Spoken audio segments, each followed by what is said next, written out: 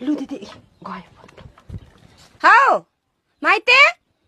बोल्दैन त अनि उल्टो समाएको छ हौ यसरी राखेर बोल हौ हेलो भन न हौ के को हेलो माइते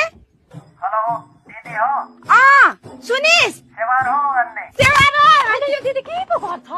देख्छ र सेवारो गर्छौ अनि सुन्दैन यसो सेवारो भन्दा सुनिहाल्छ त के पो गर्छौ दिदी बोल्दैछ हेलो दिदी खेडे खेडे गर्यो त के पो भयो खेडे खेडे गर्यो रे किन यति साह्रो कामेको हौ दिदी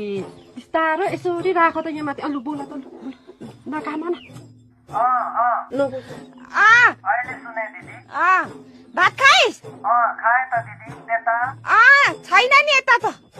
यहाँ खाएर अब मेलो जानु पर्ने छ ए दिदी म पनि अब खाएर ड्युटी जानु पर्ने छ अलिक हतार छु के भन्नु छ कि एउटा व्यवहारको चाहिँ कुरा गर्नु थियो हौ भन्नु नि दिदी के हो त्यहाँ तेरो छेउमा साथीहरू छ होला सुन्छ होला फेरि छ त दिदी यहाँ लिम्बू भाषाबाट बोल्दाखेरि छिर्छ कि छिर्दैन छिर्छ नि हौ दिदी किन छिर्दैन भन्नु नि किन छिर्दैन छिर्छ बोल न लु 500 अन्ने याङतिक झाजोगे भए ए आखिर के 10,000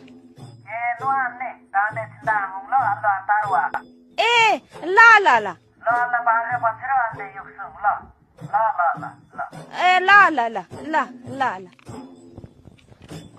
कति साह्रो कामेको हौ दिदी हो यति साह्रो त काम्नु पर्दैन हौ फोनमा बोल्दा दिदी चाहिँ लु दिदी लु कति भयो हिसाब गर्दै गर ल मान्छे हतार छ म पनि भात खाएर मेलो जानु पर्छ दिदी